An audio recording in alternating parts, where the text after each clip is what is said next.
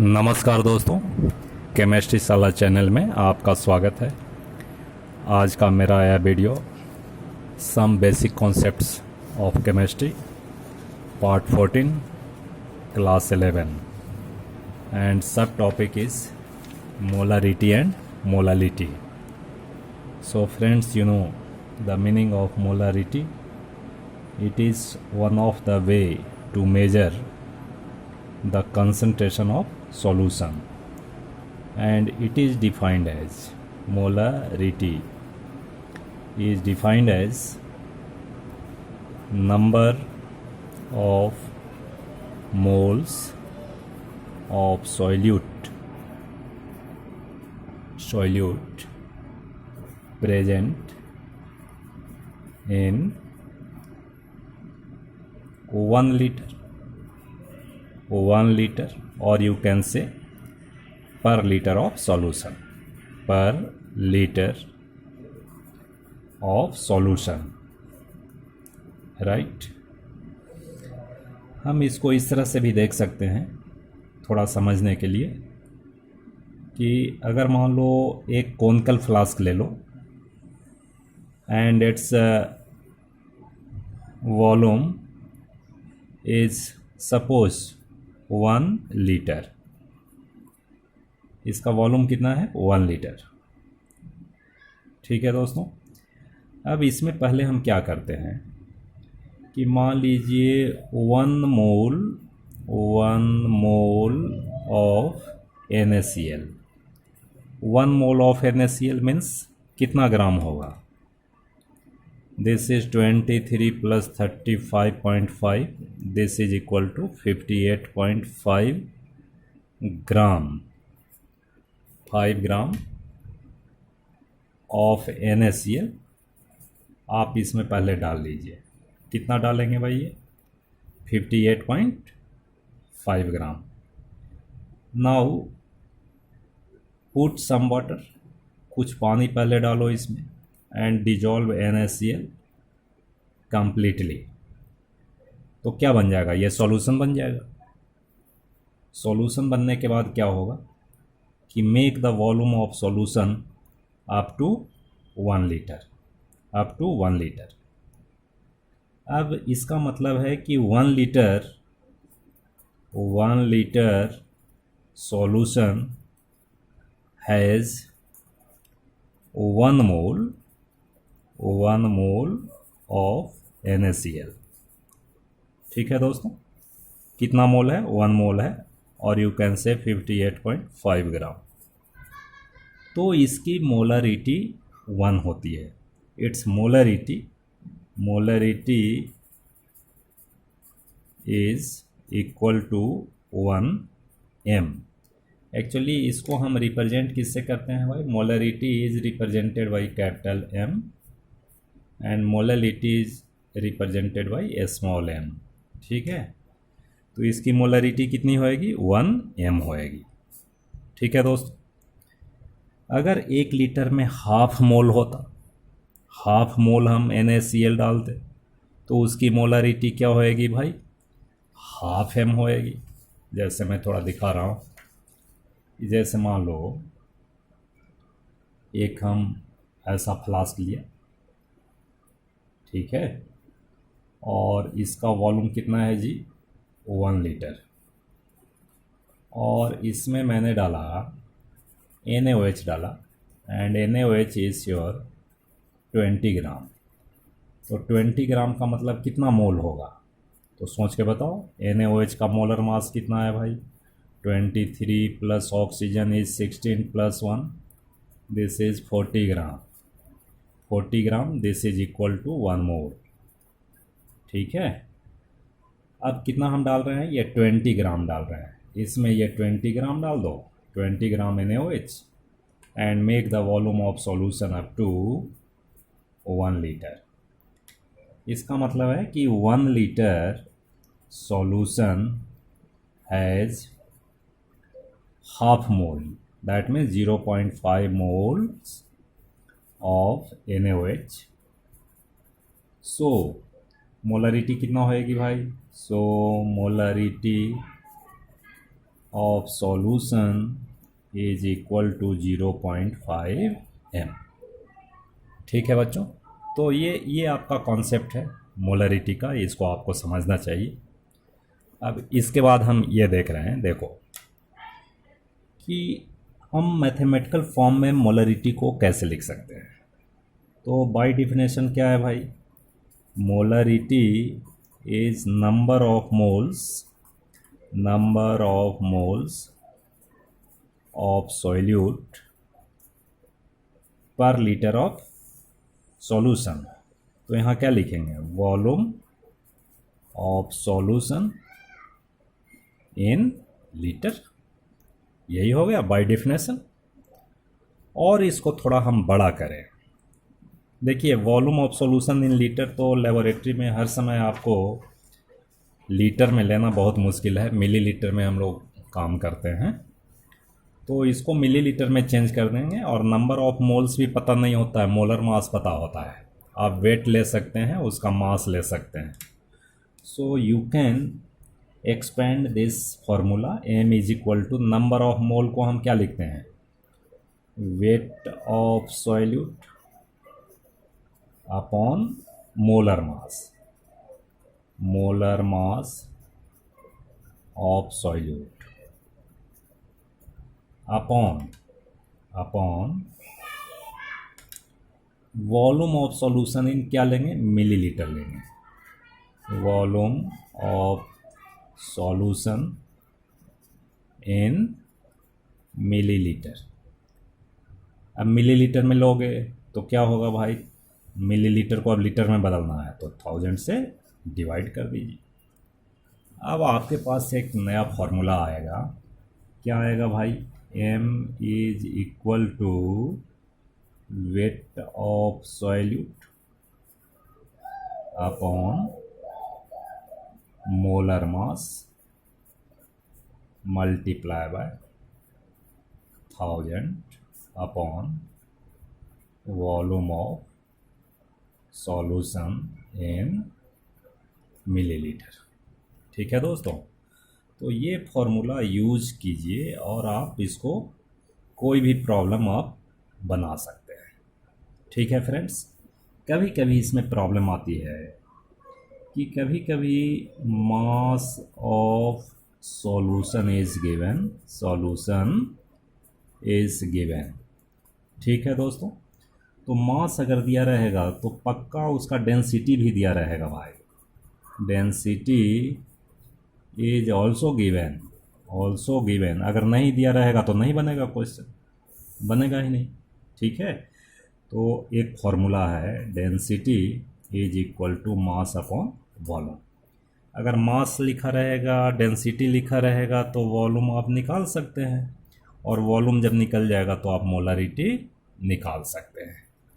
ठीक है फ्रेंड्स, बहुत ही आसान है, बहुत ही इंटरेस्टिंग है, अच्छा लगेगा। अब हम एक क्वेश्चन देखते हैं इस पे। मैंने एक क्वेश्चन लिया है, 2.46 gram of NaOH, molar mass 40 gram per mole होता है, ऐसा लिखा रहेगा। Are dissolve in water and the solution is made to 100 millilitre, यानी volume of solution is 100 millilitre in a volumetric flask, calculate the molarity of the solution. बहुत ही आसान question है। तो सबसे पहले आप ऐसा लिख लो, देखो mass of solute is equal to 2.46 gram, ऐसा लिख लीजिए। मोलर मास लिख लीजिए, molar mass of solute is equal to 40 gram per mole. ठीक है दोस्तों, इसके बाद volume of solution is equal to 100 millilitre. ठीक है दोस्तों, and m equal to what, molarity आपको पता करना है। बहुत ही आसान है मोलरिटी। सबसे पहले क्या लिखेंगे, फॉर्मूला लिखेंगे। ठीक है जी, फॉर्मूला लिख दिया। क्या लिख दिया भाई, m is equal to weight of solute upon molar mass into 1000 upon volume of solution in millilitre. ठीक है, अब इसमें वैल्यू पुट कर दो। वेट कितना है भाई 2.46 upon molar mass 40 into 1000 upon 100। आप इसको कैलकुलेट कीजिएगा तो ये आपका आएगा 0.613 m। ठीक है दोस्तों, तो ये आपकी मोलरिटी पता हो जाएगी। तो इस तरह से क्वेश्चन करते हैं, और भी क्वेश्चन दिखाते हैं, पहले मोलरिटी करवाते हैं। Now second is molarity and denoted by small m। ठीक है friends, it is defined as number of moles of solute present in 1 kg, और you can say per kg of solvent। दोस्त यहाँ जो है सॉल्वेंट समझना है, सॉल्यूशन नहीं, बिल्कुल यही याद रखना है, सॉल्वेंट होना चाहिए। जैसे मान लो कि 1 लीटर आप पहले कोई सॉल्वेंट ले लीजिए, से वाटर ले लीजिए, कितना ले लिया भाई 1 kg, राइट। और इसमें 40 ग्राम NaOH डाल दो। NaOH 40 ग्राम NaOH का मतलब क्या है भाई 1 मोल ऑफ NaOH। ठीक है जी, अब इसमें डाल दिया। अब ये जो सॉल्यूशन बनेगा उसका स्ट्रेंथ कितना होगा भाई, strength is equal to 1m molality. इसकी मोलालिटी क्या होएगी, molality is equal to 1m। देखो स्ट्रेंथ में लिख दिया, ये थोड़ा सा अच्छा बात नहीं है, स्ट्रेंथ हमेशा ग्राम पर लीटर में होता है। स्ट्रेंथ किस में होता है भाई, स्ट्रेंथ जो होता है स्ट्रेंथ इज इक्वल टू ग्राम पर लीटर। ठीक है दोस्तों, तो इसको आप इग्नोर कर लीजिए थोड़ा। मोलालिटी कितना होएगी 1m होएगी। ठीक है दोस्तों, अब देखो इसमें क्या है कि अगर मान लो कि टेम्परेचर का इफ़ेक्ट इस पे मोलालिटी और मोलारिटी पर क्या पड़ेगा, ये बहुत ही इम्पोर्टेंट पॉइंट आती है। Effect of temperature on molarity and molality. ठीक है दोस्तों, इसके बाद इसका फॉर्मूला लिखते हैं। थोड़ा सा ये बात आ गई दिमाग में। ठीक है, अब देखो टेम्परेचर अगर बढ़ाओगे, अगर टेम्परेचर बढ़ता है, if temperature increases the volume also increases, the volume also increases. अब बताओ तो कि वॉल्यूम पर डिपेंड करता है कि नहीं molarity. m is inversely proportional to volume, जैसा मैंने फॉर्मूला लिखा था। तो ये वॉल्यूम अगर चेंज होता है, अगर बढ़ जाता है, टेम्परेचर बढ़ाने से ये वॉल्यूम बढ़ेगा, तो मोलारिटी क्या हो जाएगी भाई, मोलारिटी डिक्रीजेज। यहाँ क्या लिख सकते हैं, मोलारिटी डिक्रीजेज। राइट, बात समझ आ रही है। अगर हम मोलालिटी की बात करें तो मोलालिटी में क्या होता है, ये मास ऑफ सॉल्वेंट, मास। तो मास का टेम्परेचर पर कोई फर्क नहीं पड़ेगा। 1 kg मास है, हीट करोगे तो भी 1 kg ही होगा। So molality is independent, molality is independent of temperature. ठीक है दोस्तों, और मोलारिटी डिपेंड करता है, टेम्परेचर बढ़ाओगे तो मोलारिटी डिक्रीज होएगा, टेम्परेचर कम करोगे तो मोलारिटी बढ़ जाएगी। ठीक है दोस्तों, अब आते हैं कि मोलालिटी को हम मैथमेटिकली कैसे लिखते हैं। तो मैथमेटिकली लिखने के लिए अब देखो, छोटा m लिखते हैं। m is equal two moles of solute upon mass of solvent in KG. ठीक है दोस्तों, अब इसको थोड़ा हम एक्सपेंड करें तो एक्सपेंड करोगे तो वही होएगा। मोल ऑफ सॉल्यूट को क्या लिख सकते हैं, weight of solute upon molar मास, जैसे मैंने मोलरिटी में किया था। ठीक है जी, और इसको अगर हम ग्राम में लेंगे तो वही हाल होएगी, 1000 ऊपर आएगा और यहाँ होगा मास ऑफ सॉल्वेंट इन ग्राम हो जाएगा। ठीक है, तो ये एक फॉर्मूला है, इस फॉर्मूले से आप मोलालिटी आप निकाल सकते हैं, बिल्कुल आसानी से निकाल सकते हैं। इसमें भी डेंसिटी का कॉन्सेप्ट आ सकता है। इससे रिलेटेड भी एक क्वेश्चन मैं देखता हूँ।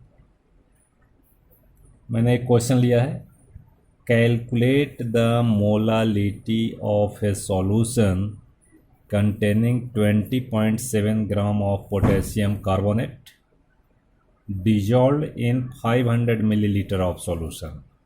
अब देखो यहाँ सॉल्यूशन का वॉल्यूम दिया हुआ है भाई, तो डेंसिटी तो चाहिए कि नहीं। हमें क्या कैलकुलेट करना है, मोलालिटी निकालना है। ठीक है, अब इसमें देखो mass of solute is given, तो mass of solute equal to 20.7 gram दिया हुआ है।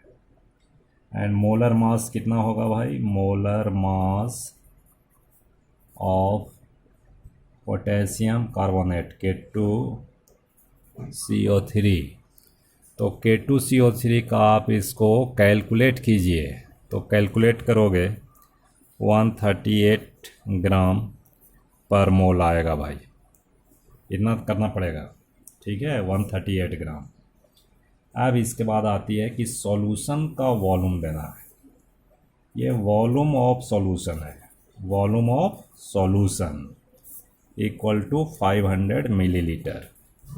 हमें क्या चाहिए, वॉल्यूम ऑफ सॉल्वेंट चाहिए, सॉल्यूशन नहीं। तो सबसे पहले मास ऑफ सॉल्यूशन क्या हो जाएगा, मास ऑफ सॉल्यूशन, तो वही यूज करेंगे। कौन सा formula, density equal to mass upon volume.